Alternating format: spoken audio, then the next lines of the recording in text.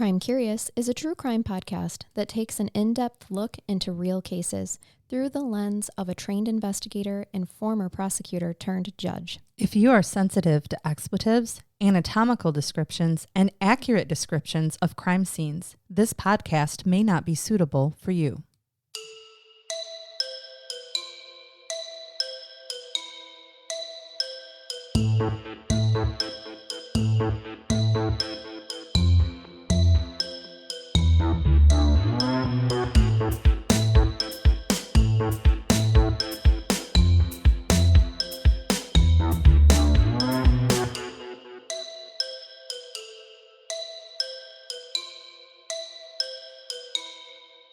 Hey Crime Curious crew, we wanted to tell you how you can fuel your soul with every sip from Pretty Bomb Coffee, one of our small business sponsors that we have fallen in love with. Welcome to a coffee experience born of service, heart, and bold Pacific Northwest flavor.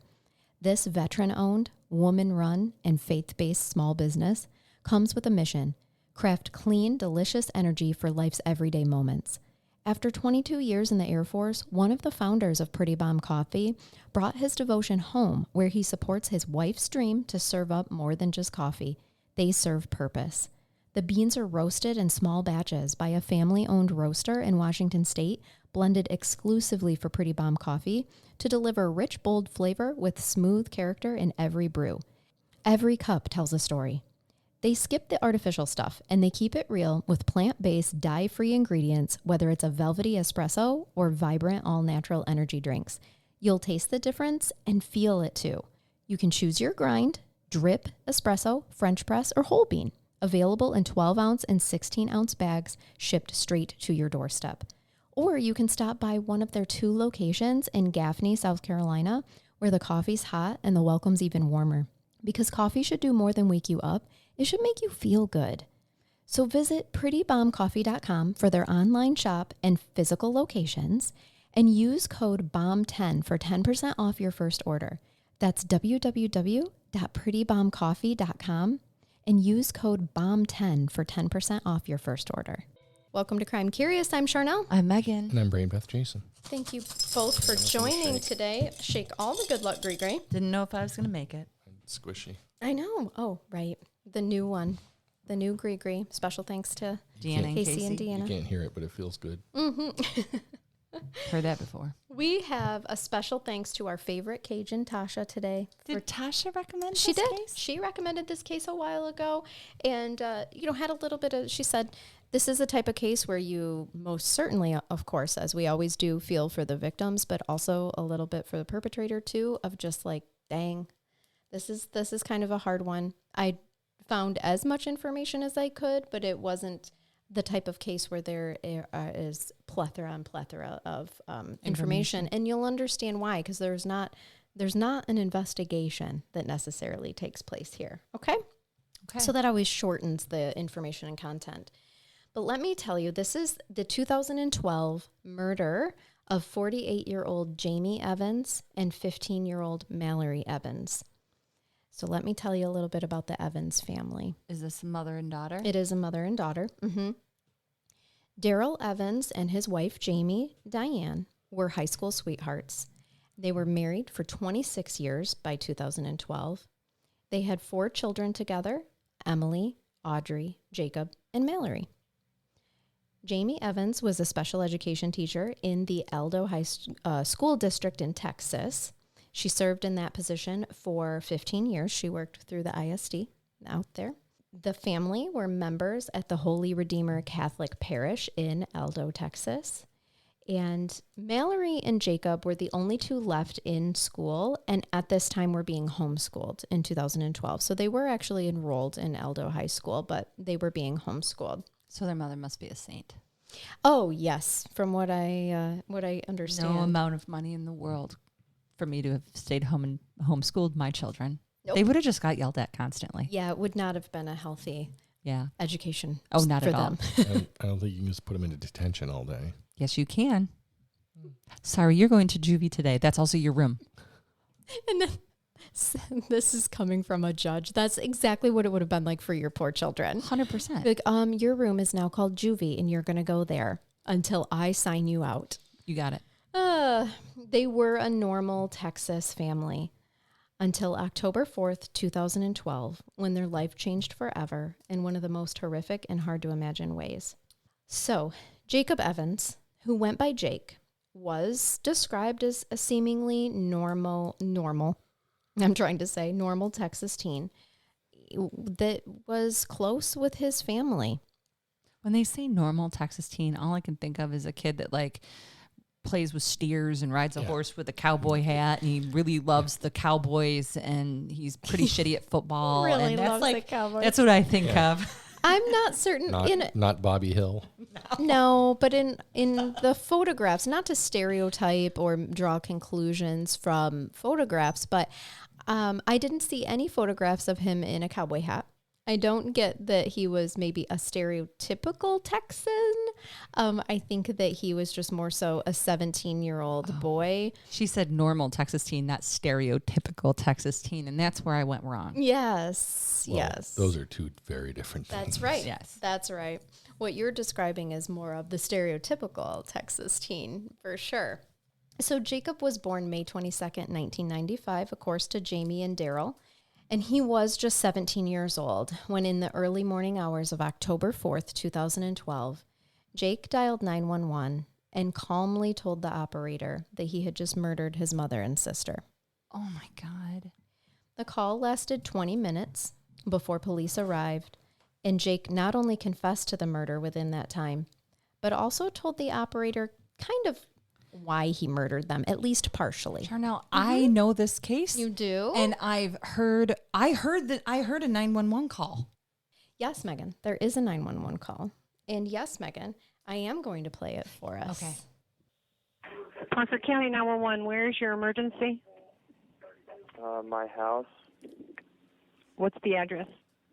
152 River Creek Lane. Okay, what's the emergency? I just killed my mom and my sister. What? I just killed my mom and my sister. You just killed your mother and your sister? How did you do that?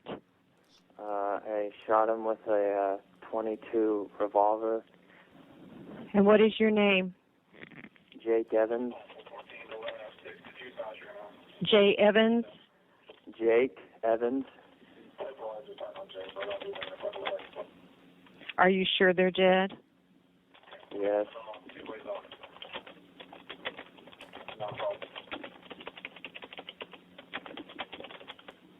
Okay. I want you to stay on the phone with me, okay? Are you all right? Yeah, I'm fine. Okay. Hold on just a minute. Where is the gun? It's on the kitchen counter. Okay. It's a .22? Yes. Okay. Hold on.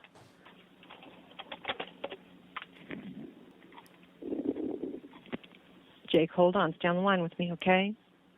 All right. Jake, Yes. are you on any kind of medication? No. Well, I've been going to the allergist a lot lately. Yeah. With my mom. But no, nothing other than that. Okay, how old are you? 17. You don't take any other kind of medication? I mean, other than like Zyrtec and like Advil and, like Sudafed and stuff like that, for the allergies and headaches. But Yeah. no. Okay, do you, is there any reason that you were so angry at your mother and your sister? I don't know. I wasn't. It's weird. I wasn't even really angry with them. It just kind of happened. I've been kind of planning on killing for a while now. The two of them, or just anybody? Pretty much anybody. Why? I don't know. I don't really like people's kind of attitude. Right. I think they're very emotional. I don't know, verbally rude to each other and stuff like that. Right. And I don't know. It's okay. It's just my family. I don't know. They're just kind of really. I guess this is really selfish to say, but to me, I felt like they were just suffocating me in a way. I don't know. I think obviously, you know, I'm pretty, I guess, evil, but that's, whatever. Okay. Sorry. No, don't be sorry. It's all right. I'm listening. Okay, you have my undivided attention. Were your mom and sister in their beds? No. This is really gonna mess me up for this, you know, in the future. See, my sister, I told my sister that my mom needed her. Mm-hmm. She was in her room, and she came out of her room, and I shot her, and she rolled down the stairs, and I shot her again, and then I went down and I shot my mom about maybe 3 or 4 times, but I'll never forget this. Okay, that's fine. My sister, she came down the stairs and she was screaming, and I was telling her that I'm sorry, but to just hold still. Mm-hmm. That, you know, I was just gonna make it go away, you know, but she just kept on freaking out. But finally she fell down and I shot her in the head about probably 3 times. So they're both downstairs? Yes. Okay, where are you? In the kitchen. Okay. You're not sitting by the gun, are you? No, it's about like 10 or 15 feet away from me.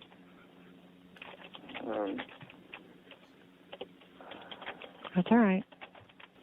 Where's your dad? He's out of town.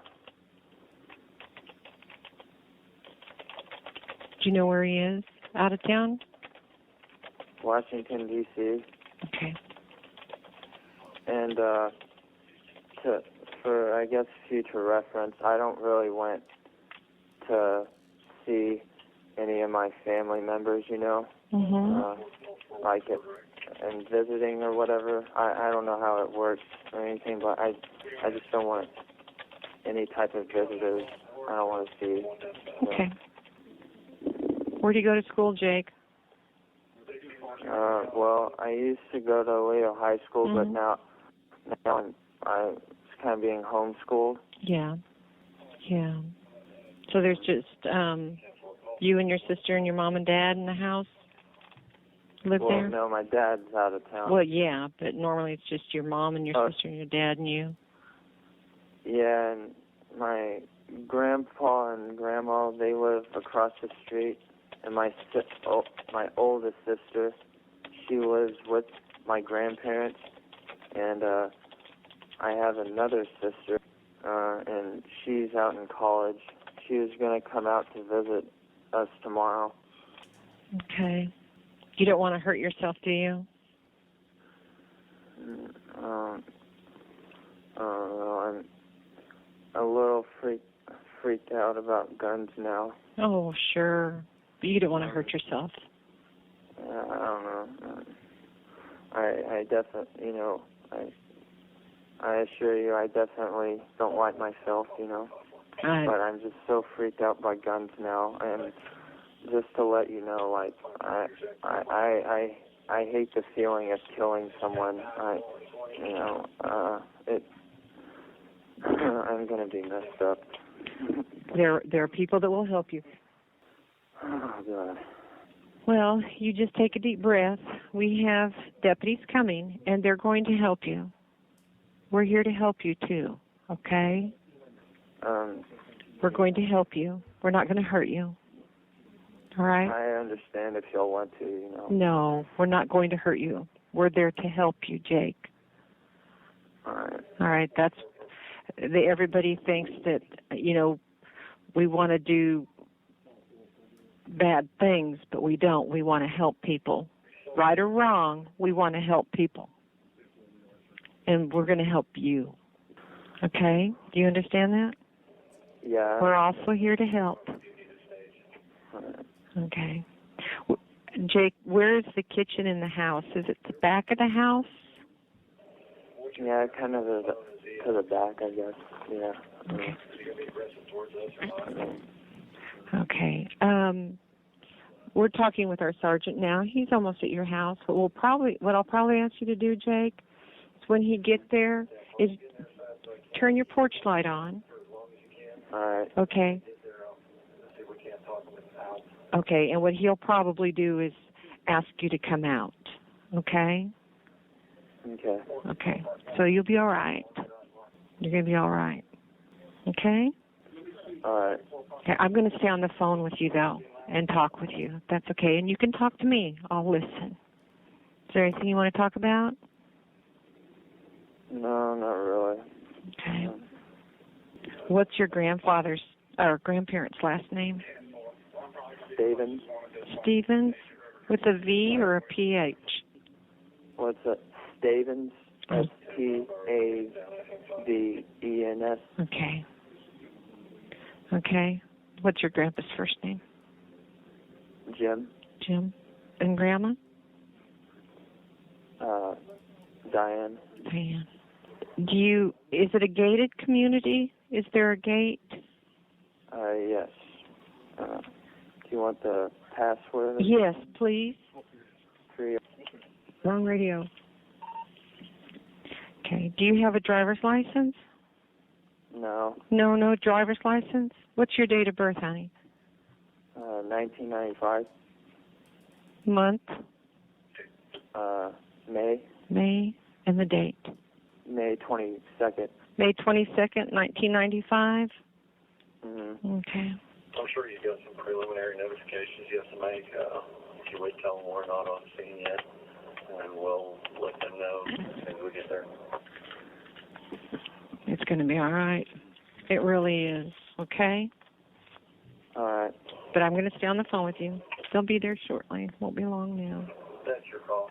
Just follow your protocol. Ours is we got to wait till we get on scene. Call 434. Connect with an offense. I'll clear when I get an opportunity. Paul 434 received. Paul 434, are you en route to the 12 to assist? I believe it is Parker, and until we get everything secure, I'll need the bodies, and then we'll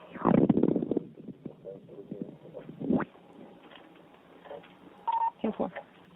Jake, would you mind going to the front door and turning the porch light on, or any lights that you have outside? I turned them on. Okay. Paul 414, or correction, Paul 404, my caller has turned the front lights on for you. Okay. It's so much to unpack. It is. And he does give them the password to the gated community, and he cooperates fully. Can I make a couple comments now? Mm-hmm. Okay, so having heard this before, and read some commentary and questions and concerns that general public has, the 911 operator was taking a lot of flack kind of in social media, or at least in certain people's opinions. I'm sure. And I just want to clarify, having heard, hundreds of 911 operators over the years and played hundreds upon hundreds of these type of cases or audios in court, she did exactly what she was trained to do. Mm-hmm. I think her compassion was probably actually real, but she shouldn't be judged for that. If you get somebody who's a 911 dispatcher who acts judgmental in any way, shape, or form, or offended him, he was going to hang up. Mm-hmm. So she was eliciting information from him in a really calm, cool way, letting him know that she actually cared about him. And if you could hear the typing, she is typing all of this, and all the information is going to the responding law enforcement officers who are just basically being cued and tipped off about everything that's happened. So we know where the gun is, where he is, where the bodies are. He's established the crime scene. He's made admissions. She's talking about ways to keep him safe, but that's also ways to keep the police officers safe. Exactly. So just in terms of how she handled that, I hope somebody gave this woman an award. And then the other stuff to unpack, I don't know, other than I guess you should just start and review, because it's like there's so much to talk about. And I'm glad that you said that, because I was going to point that out too. I saw a lot of that commentary, and it, to me, it just spoke to the ignorance of the general public sometimes, or of these internet trolls, because she was absolutely keeping him calm, which is keeping her coworkers safe. Remember, these coworkers, these police officers are coworkers of hers, and they have to go into a home where they know that there's a loaded gun and that there is a person who has already used that weapon against his own mother and sister. That is it. This is domestic violence. This is the most dangerous call that a police officer can respond to. So any information that she can gather, in any way she can keep him calm and keep him away from that gun, both from turning on himself and also on others. Not to mention, we don't know if he's being truthful in terms of there might be other people in the home still at risk, right? Absolutely. And we don't know what his response is going to be if others walk into the home. What if his grandparents, who live across the road with his older sister, were to have gone over there, heard gunshots, shown up? Yep, exactly. I have no idea what the neighborhood looks like or the houses or You how heard far. him describe it as a gated community, so I'm assuming we're talking relatively really nice nice. area, But or at least a safe area. Even trying to be as sensitive as possible, but even in Texas, if you hear a half a dozen gunshots, that's not in that neighborhood, probably isn't too common. No, I'm sure not. It depends. In my house, it'd be normal. Well, you live out in the Yeah, you live country. out in the There's country. lots of land. There's if you heard people if you shooting, heard a half target dozen practice. gunshots, you wouldn't think much of it. Not a But in thing. a gated Actually, community, or how it's described, you would think someone would notice. And again, it is a small caliber gun that can kill people, but at the same time, it's louder than you'd think. It's not a have you ever sat through? BB gun. I'm sure you have, and like an active shooter training. yeah. We had them fire off blanks at one of ours in an upstairs area at the court while we were downstairs. It doesn't sound like what you think it will. Right. And we've all been around guns and heard gunshots many times. It didn't sound like a gunshot. Just the way that it was muffled, it was like a pop, a pop kind of noise. Well, and people often describe gunshots as a car backfiring. Sure. Like that's what it sounds like. So I guess I can see why other people outside of the home potentially didn't hear it. Sure. But the 911 piece was important to mention, I think. Yes, and I'm glad. I mean, you took the words right out of my mouth, because that's exactly what I was going to point out too. But how did it all come to this? So let's kind of move forward with this to unpack it. We know that on October 3rd, because this 911 call came in on the early morning hours of October 4th. On October 3rd, Jake sat in his living room with his mother and his sister watching the presidential debate, and he began to plot their murder. He at first thought of using a knife, but he changed his mind because he didn't want them to feel any pain. So he headed for the .22 revolver gun that he had stolen from his grandfather earlier. He paced around the house for about an hour before he actually decided to commit the crime. Now, remember how in the call he says he just doesn't like the way that people are so rude to one another?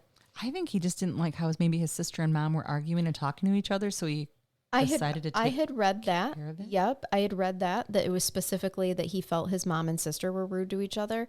But then in the 911 call, he actually says he doesn't like how people are rude to each other. And all I could think of was the way he was watching that presidential debate and watching our nation's leaders. And I'm not blaming any of this on them, on that. But sometimes that he's 17, obviously suffering with mental illness.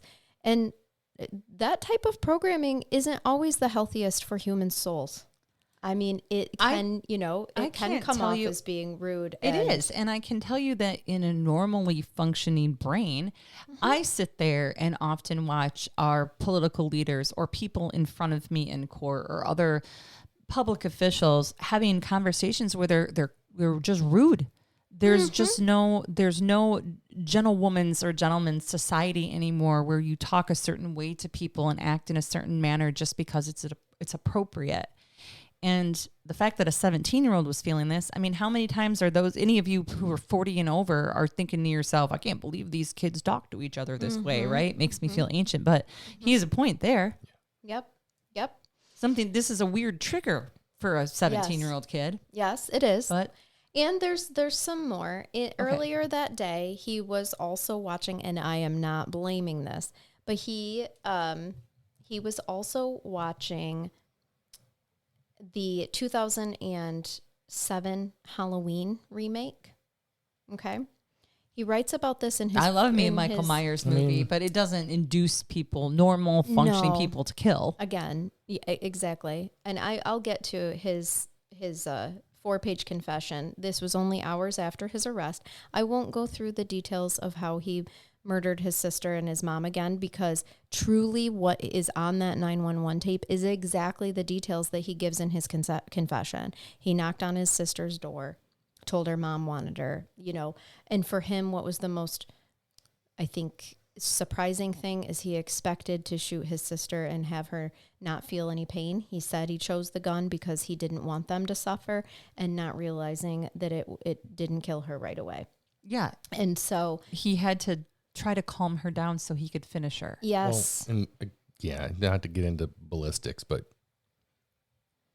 right. He originally shot her in the back. well, right. And again, it's a 22. I know. Yeah. You have to be really close Yes. and really in the right spot to Yeah. kill someone with one shot with one of those. Right. You shoot someone repeatedly, they'll eventually die. But Which is what he that's had to not- do. That That's is- not a gun you want to get shot with.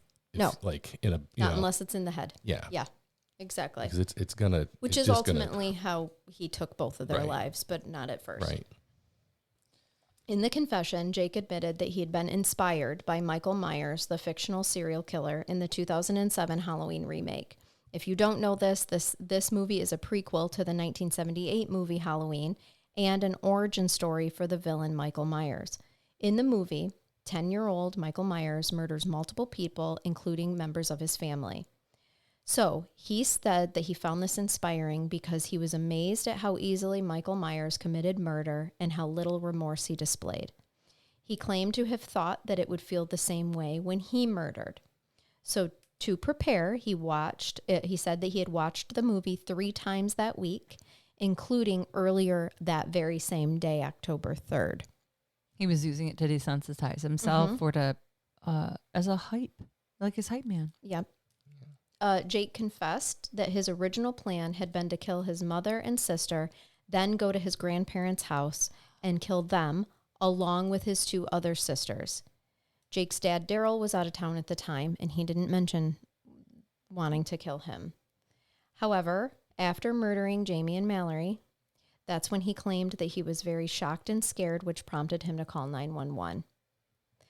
Further along in the confession, he wrote that he was sick of seeing teenagers bully each other.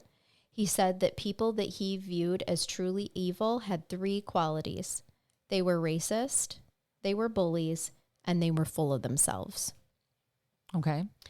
And he felt like his family were becoming like the people that he hated, thus spurring him to want to kill them. The final words of Jake's confession were full of remorse and fear. He stated, quote, "I know now that I'm done with killing. It's the most dreadful and terrifying thing I will ever experience, and it will haunt me forever," end quote.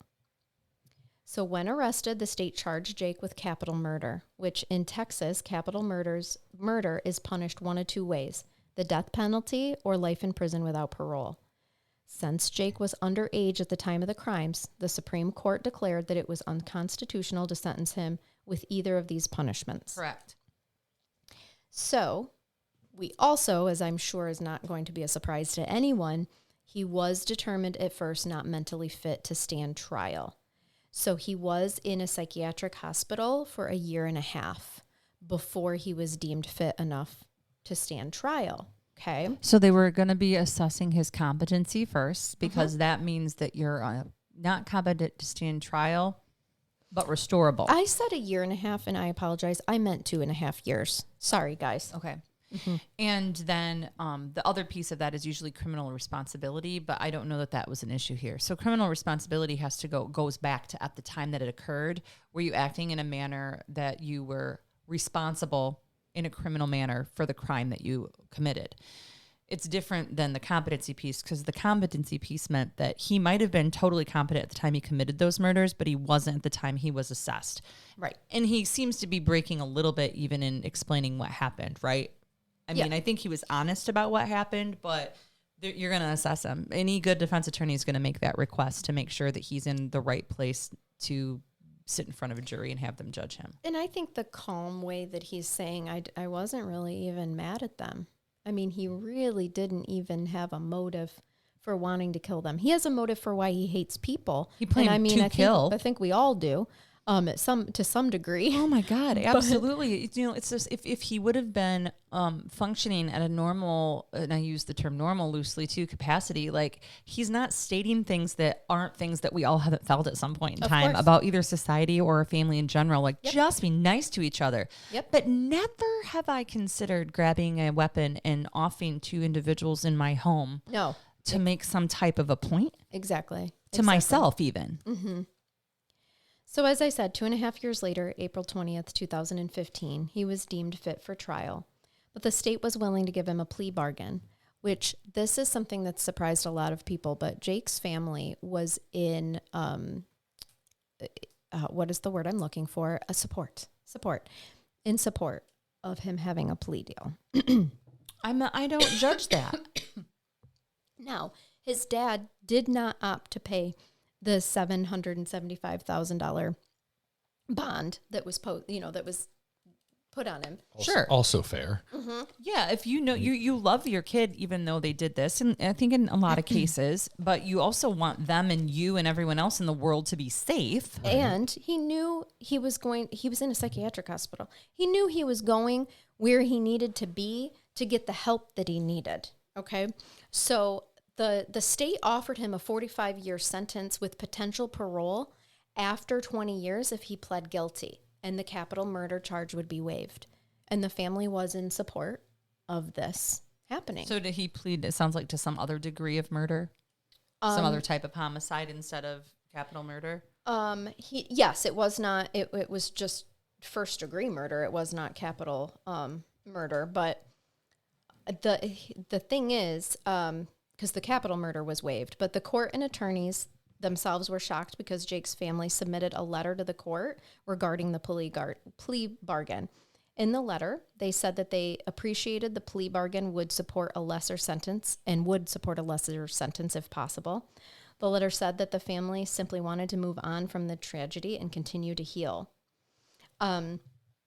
The prosecutor, Robert Du Bois, was quoted in the media to have been most surprised. He said, "The family has shown forgiveness that astounds the normal person with how quickly they forgave him and how wholly they embraced him." So he does take the plea bargain for 45 years. He is currently serving his prison time in the Memorial Unit in Texas. He's first eligible for parole, if he were to get that, April 5th, 2035. So that's 10 years. In 10 years.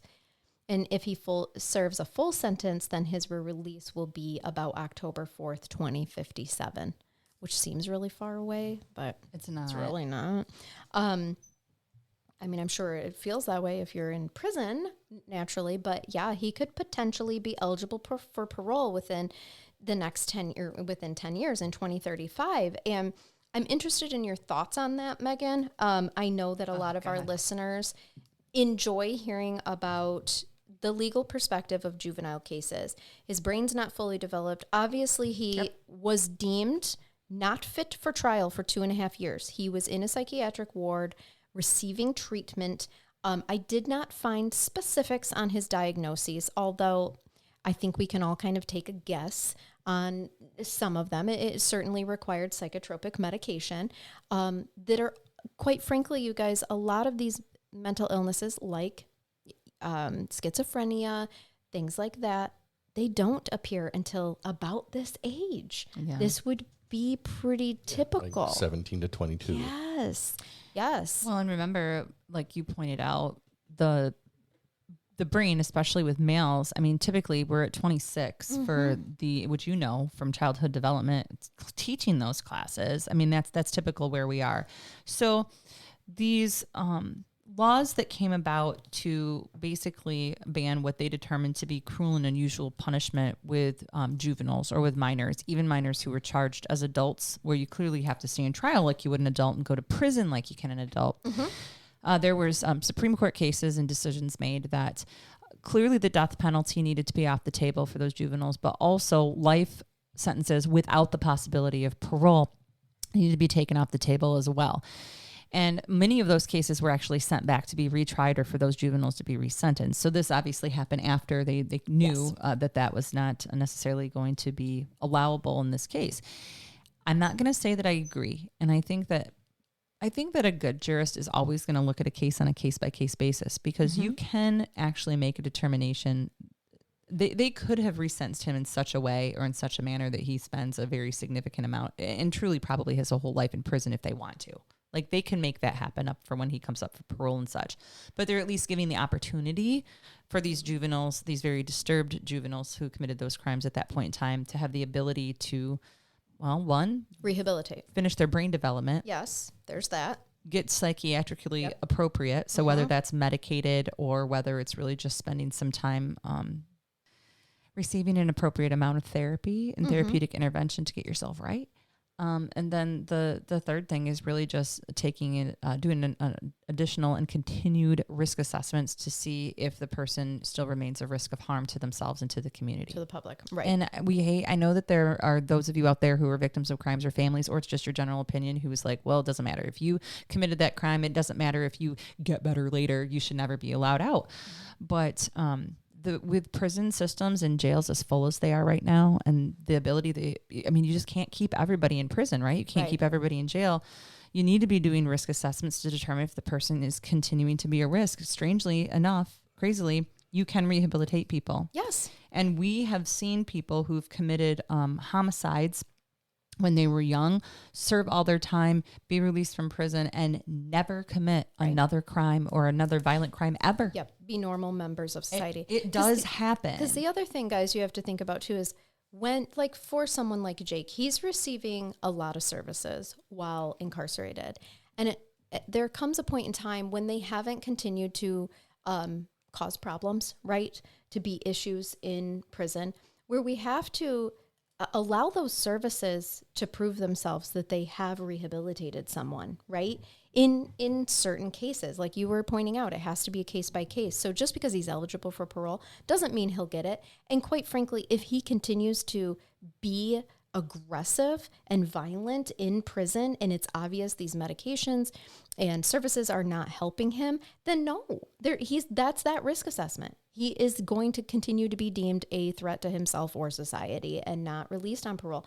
But then there's the other side of the coin. Yeah, I was just going to get there too.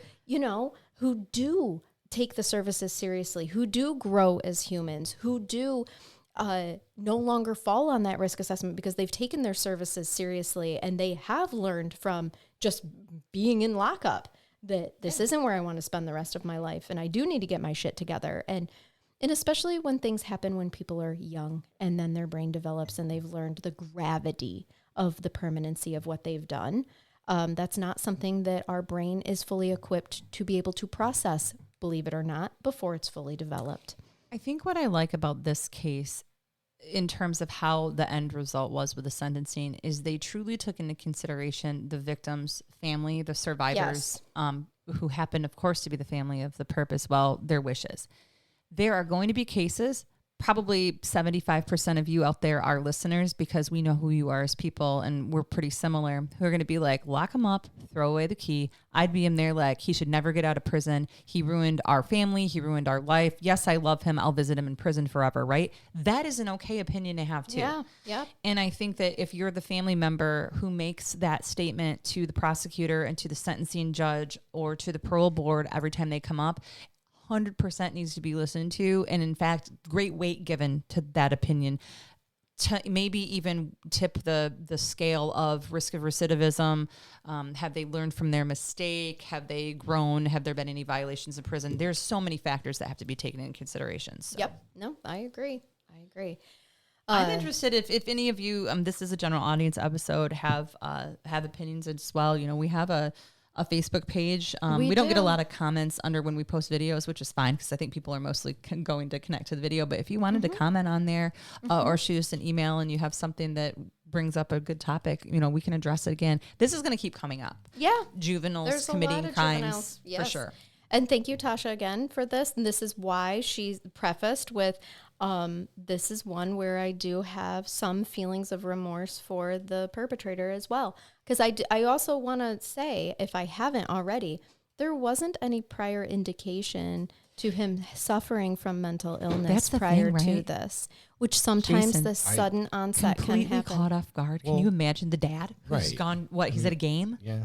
On business No, he trip. was in DC. Oh, in DC. I thought he was at a game. Okay, No. sorry. But I mean, there's no precursors to showing any signs of having a. And listen, he might have had some social snap. withdrawal. Like, listen, I'm going to tell you guys, when you see pictures of him, he looks flat. Yes, his Affect? affect is flat. I doubt that he had a real easy time making friends. Okay, but little socially withdrawn. But that does not mean that anybody who I just described, half of your teenagers out there, Right. Well, and there's a lot of pictures of him and his sister. Yes. And they look like they were very close. they're a beautiful family. Yes. Listening to that 911 tape, it was very difficult at times when he was talking, and as the dispatcher was so eloquently handling the whole situation that, I mean, I teared up a couple times. So did I. Just Yeah. You because realize we're the in gravity turn- of it was hitting him while he was talking about it, right? he murdered his mom and sister. Yes. And I think he probably did love both of them. That's what's so fucking scary about the whole thing. Yep. And then him saying mad at how he's scared of guns now. You know, like that's what I mean. I He wasn't I processing did get the a gravity. little bit of impression that he. I thought I could be a killer. Well, he was 17, but he seemed a mentality younger and maybe Yes. less mature than a 17-year-old. I agree. Again, not having a lot of knowledge of, not to be stereotypical of a 17-year-old Texas kid, but not having any real knowledge of guns and how that works. And he just thinks, well, it's just like in the movies. I'm going to shoot them and they're going to go away and that's it and they're gone. Right. And then I have to shoot them 6 times because Right. they haven't died yet. Michael Myers didn't typically use handguns. Well, I know. Well, and he said he thought about using a knife, but wanted to be quick. Like, again, I just got the impression that he was not. He wanted to become some type astute of as a a normal serial 17-year-old. killer, murderer, Yeah. including, kind of use this Michael Yeah. Myers thing, the horror Yeah. movie as his premise. And he failed epically because he Right. realized as he completed the murder that he didn't like Yeah, I this. didn't like the way that Honestly, feels. This didn't work how I wanted it There's to. a part of me that wonders if he had been probably recognizing his flat affect and his lack of feelings and emotions for a while.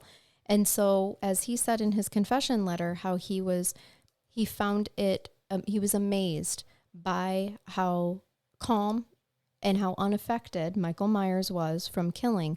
I wonder if he thought he would feel the same way. Sure. And then he was shocked when he actually felt emotion Right. and didn't know what to do with that. And it scared him. I think that's why he called 911. It is. I doubt it was in his original plan that he was going to call 911. His No, 'cause original he was plan gonna- was to kill the rest of Yeah, his kill family. everybody. He was going to walk Except- across the street and go Dad get wasn't mentioned. right because Well, because and he wasn't there. We don't. Was there And the a lot other of sister backstory wasn't to home this from family? college. Was there any history or information of anything personal with his family that No. we couldn't even tell or that No. came out of the Truly, everyone is strange just stuff. they were a happy, close knit family.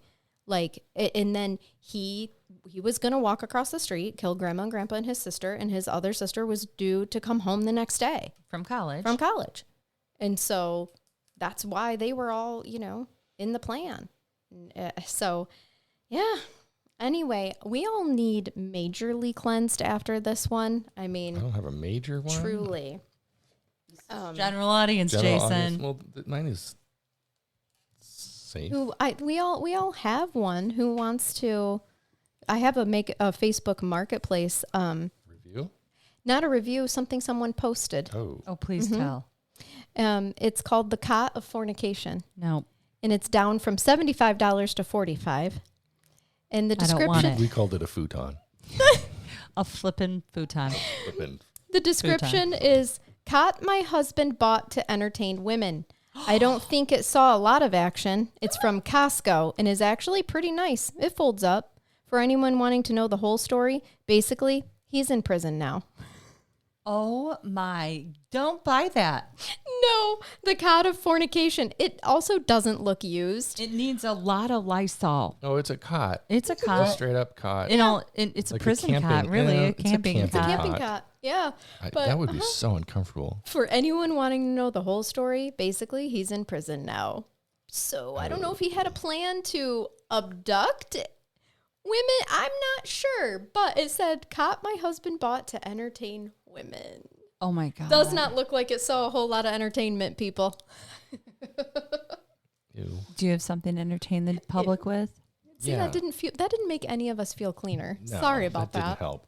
There's So no amount of money didn't- or I've- discount in the world I that would make me haven't buy that. completely proven this to be true, but there are multiple articles on the internet, Must be true. so it's got to be true. Didn't you tell me that 80% of the things on It was 60 60% of things on on Google, Google are wrong. are wrong? Mhm. Well, that's really upsetting. It should be. Pretty much where I get almost all my Most stuff. of your information. Anyway, but apparently, even here in Michigan, Yes. that there are certain baby names that are illegal to name your child. Okay. Yes. Is one of them Charnell? No, No. unfortunately. Oh. Probably um, things with like numbers. Well, we're going to get to that. There's a short list. Okay. And there's not a lot of explanation for some of these. The first one on the list is 1069. That's very specific. That is illegal. That means multiple people have tried to name their child. And I'm not sure. 1069. Is that a 1069. code? Is that a police code or something? feel yes. Can we find that out? to find out. Because all it says is, well, it's not even a name or a word, but apparently you can't just name them that number. 1069. Yeah. 1069. So now we need to know why. The number 1069 1069 is an illegal name in the U.S. because it's composed solely of numbers, and courts have ruled that such names can cause confusion in legal and administration systems. The reasoning, it's just that it creates problems. How That's many it. people have Okay. tried Here's Apparently why. more than one. In 1970, in the 70s, a man named Michael Herbert Dengler attempted to change his name to 1069 for philosophical reasons, but his request was denied. This was in North Dakota and Minnesota.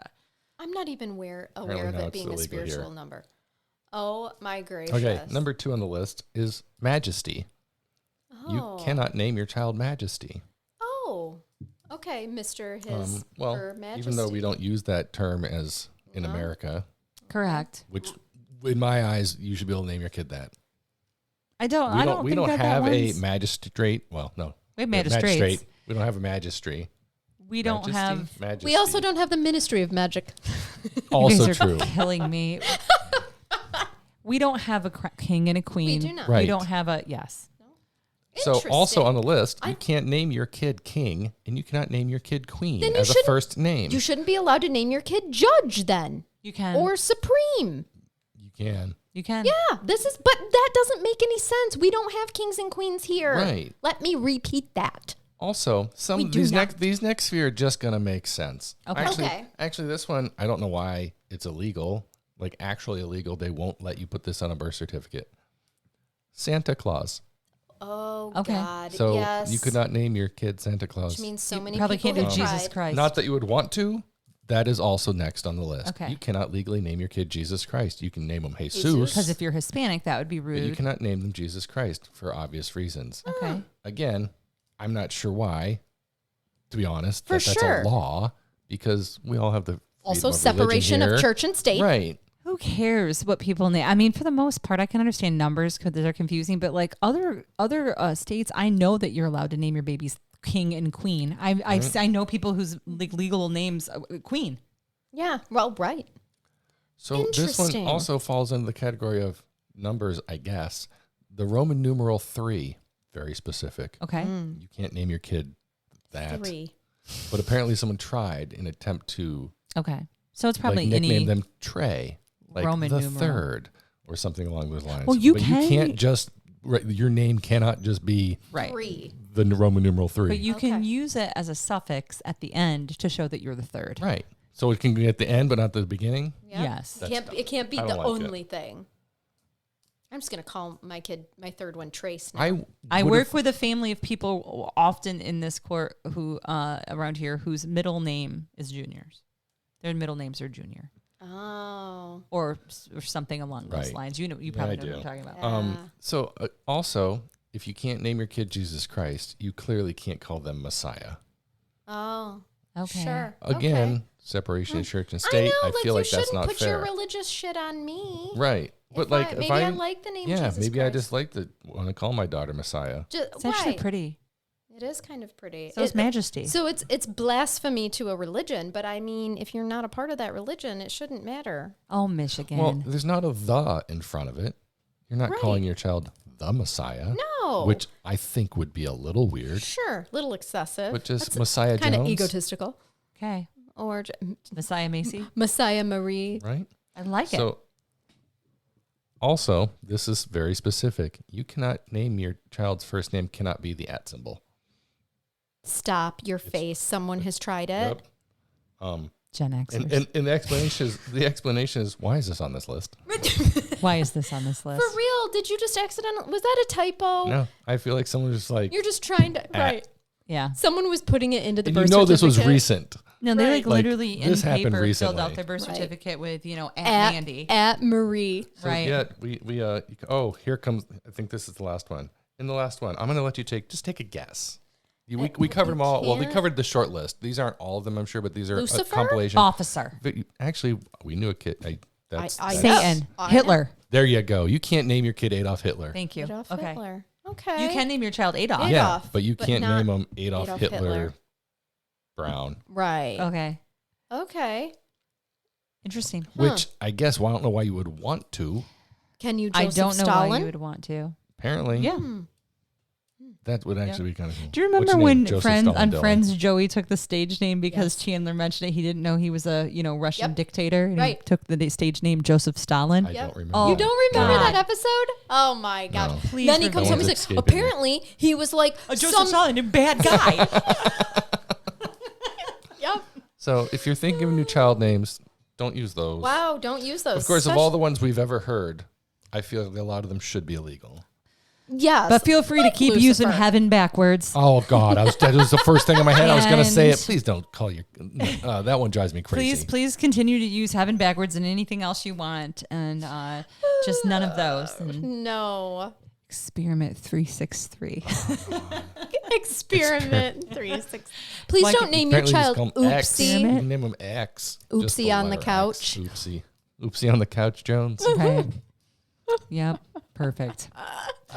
Oh gosh, we hope you guys keep it curious. And keep listening. Till next time. Bye-bye. Bye bye.